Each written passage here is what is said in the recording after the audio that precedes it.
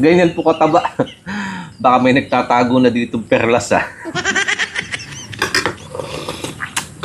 Oh, napakalasa ho ng sabaw. Tara ho, mamahaw mga kanan. Ito yung sinisid namin yung utol kahapon. Binabad ko siya ng magdamag para hindi maglasang putik yung laman. Build up kung tawagin ho sa amin. Pinakuluan ko lang sa tanglad at saka madaming kamatis. Sarap.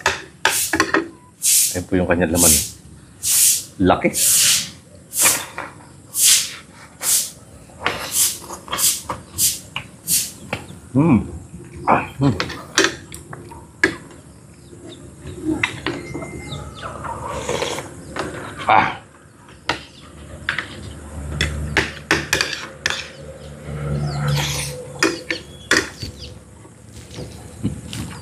Tingnan nyo naman ho, kung gaano kalaki.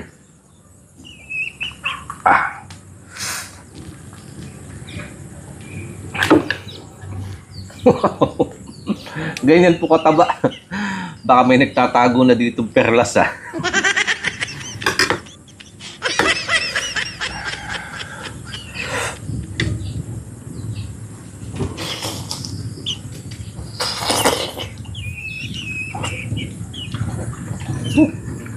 Nakalasa.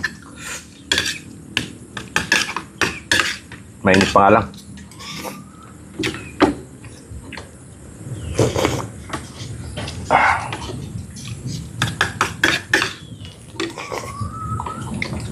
Ito yung bakit masakang balik-balikan yung kanyang sabaw.